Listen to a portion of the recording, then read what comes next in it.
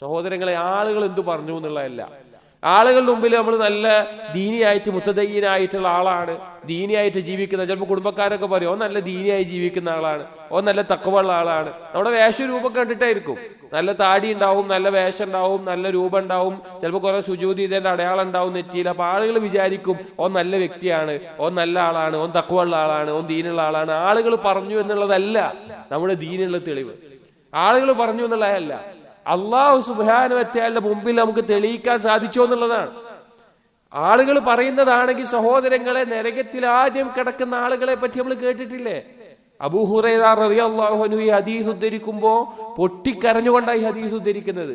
അബൂ ഹുറൈറ റളിയല്ലാഹു അൻഹു മാത്രമായിട്ട് റസൂലുള്ളാഹി പറഞ്ഞ കാര്യമാണ്. ഈ 3 ആളുകളാണ് അബൂ ഹുറൈറ നരകത്തിലേക്ക് ആദ്യം കിടക്കുന്നത്. എന്താണ് ഹദീസ്? റസൂലുള്ളാഹി സ്വല്ലല്ലാഹു അലൈഹി വസല്ലം പറയാണ്, ഇന്ന അവ്വലൻ നാസി യുഖ്ളാ യൗമൽ ഖിയാമ, നാളെ പരലോകത്ത് ആദ്യമായി ജനങ്ങൾ വിചാരണ ചെയ്യപ്പെടുന്ന ആളുകളിൽ ഒന്നാമത്തെ ആളാരാന്നറിയോ? റജുലുൻ ഉസ്തുഷ്ഹിദ, ഷഹീദായി മരണപ്പെട്ട വ്യക്തിയാണ്. ഷഹീദായിട്ട്, ഷഹീദ് പറഞ്ഞാൽ ചെറിയ കാര്യമാണോ? തന്റെ കുടുംബവും ഭാര്യയും മക്കളും സമ്പത്തും കച്ചവടം ഒക്കെ ഉണ്ടായിരിക്കെ അള്ളാഹുവിന്റെ മാർഗത്തിൽ യുദ്ധത്തിന് പോയിട്ട് സ്വന്തം ജീവൻ അങ്ങോട്ട് സമർപ്പിച്ചിട്ട് മരിച്ചിട്ട് പോണ അവസ്ഥയാണ്. ആ ഷഹീദായ വ്യക്തിയെ വിളിച്ചു വരുത്തും. നാളെ വിചാരണയിൽ ആദ്യം വിളിക്കുന്ന ആളാണ്. അവൻ അള്ളാഹ് കൊണ്ടുവരും. അവന് കൊടുത്ത നിഅമത്തുകൾ കാണിക്കും. അവന്റെ ആരോഗ്യം, അവന്റെ ആയുധം, അവന് യുദ്ധത്തിന് പോകാനുള്ള കുതിര എല്ലാം കാണിച്ചു കൊടുക്കും. അവനത് മനസ്സിലാക്കുകയും ചെയ്യും. ഖാല ഫമാ അമിൽത ഫീഹാ, അവനോട് ചോദിക്കും നീ എന്താണ് ഇതുകൊണ്ട് ചെയ്തത്? നിനക്ക് നൽകിയ ഈ കാര്യങ്ങളെ കൊണ്ട് നീ എന്തു ചെയ്തു? ഖാല, അദ്ദേഹം പറയും ഖാതൽതു ഫീക ഹത്താ ഉസ്തുഷ്ഹിദ്തു, ഞാൻ നിന്റെ മാർഗത്തിൽ യുദ്ധം ചെയ്തു. അല്ലാഹ്, നിന്റെ മാർഗത്തിൽ ഞാൻ യുദ്ധം ചെയ്തു. ഏതുവരെ? ഞാൻ ഷഹീദായി മരണപ്പെടുന്നത് വരെ. എന്തൊരു അഭിമാനമുള്ള കാര്യമാണെന്ന് ആലോചിക്കണം. എത്ര പ്രതിഫലം അള്ളാഹ് വാഗ്ദാനം ചെയ്തിട്ടുള്ള കാര്യമാണെന്ന് ആലോചിക്കണം. എത്ര മഹത്തായിട്ടുള്ള കർമ്മമാണെന്ന് ആലോചിക്കണം. ആ വ്യക്തി പറയാണ്, അള്ളാഹ് ഞാൻ നിന്റെ മാർഗത്തിൽ ഷഹീദായി മരിച്ചവനാണ്. അല്ലാഹു തആല പറയുന്ന മറുപടി എന്താ അറിയോ? ഖാല കദബ്ത, നീ പറഞ്ഞ കളവാണ്, നീ പറയുന്നത് കളവാണ്. വലാകിന്നക ഖാതൽത, പക്ഷെ നീ യുദ്ധം ചെയ്തിട്ടുണ്ട്. എന്തിനാ യുദ്ധം ചെയ്തത്? ലിഅൻ യുഖാൽ, നീ പറയപ്പെടണം ജരീഉൻ, നീ ധീരനാണെന്ന് ആളുകൾ പറയപ്പെടണം. ആളുകളുടെ മുമ്പിൽ ഈ നല്ല ധീരനാണെന്ന് ആളുകൾ പറയണം. ഫഖദ് ഖീല, അത് നീ കേട്ടിട്ടുണ്ട്, ആളുകൾ നിന്നെ പറ്റി അങ്ങനെ പറഞ്ഞിട്ടുണ്ട്.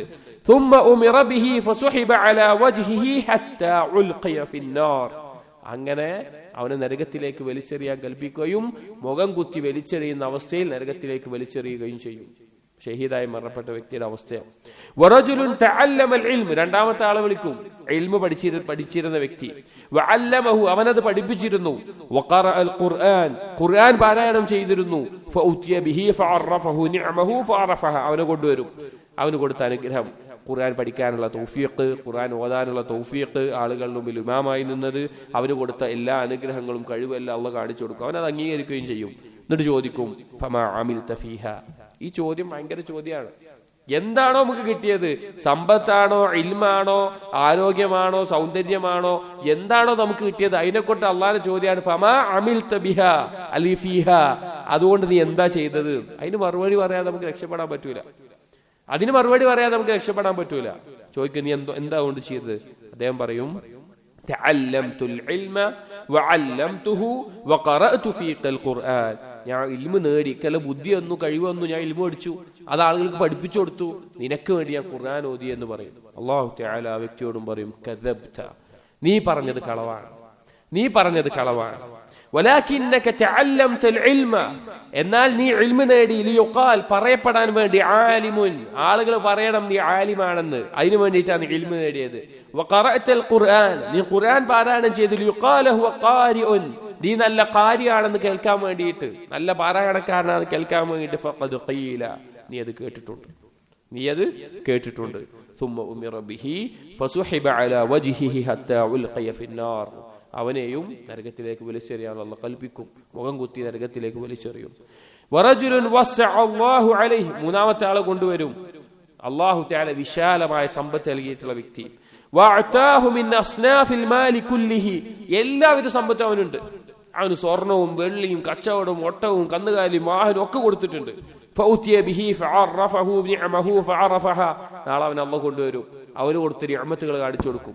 എന്തൊക്കെ കിട്ടിയിട്ടുണ്ട്? ഒക്കെ കിട്ടിയിട്ടുണ്ട്. ഖാല ഫമാ അമിൽത ഫീഹാ, നീ ഇതുകൊണ്ട് എന്താണ് ചെയ്തത്?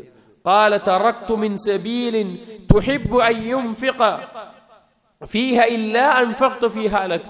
അല്ലാഹ് നീ ഇഷ്ടപ്പെടുന്ന എന്തെങ്കിലും ഒരു മാർഗം കണ്ടിട്ടുണ്ടെങ്കിൽ അവിടെ ഞാൻ ചെലവഴിക്കാതിരുന്നിട്ടില്ല. അള്ളാഹു സുബ്ഹാനഹു വ തആല ഇഷ്ടപ്പെടുന്ന എന്തെല്ലാം മാർഗം കണ്ടിട്ടുണ്ടോ അവിടെ ഞാൻ ചെലവഴിക്കാതിരുന്നിട്ടില്ല, ഒക്കെ ചെലവഴിച്ചിട്ടുണ്ട്. അള്ളാഹ് പറയും കദബ്ത, നീ പറഞ്ഞത് കളവാണ്, നീ പറഞ്ഞത് കളവാണ്. വലാകിന്നക ഫഅൽത ലിയുഖാൽ, നീ അത് ചെയ്തത് എന്തിനാണെന്നറിയോ?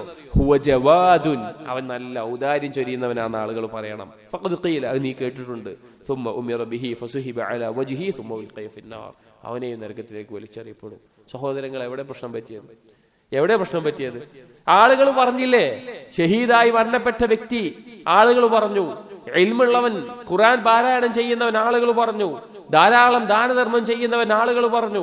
അവൻ സ്വയം വിശ്വസിച്ചു ഞാൻ അള്ളാഹ്ക്ക് വേണ്ടിയിട്ടാണ് ഇതൊക്കെ ചെയ്യുന്നത് എന്ന്. പക്ഷെ അവന്റെ ഇഖ്ലാസിൽ കോട്ടം തട്ടി.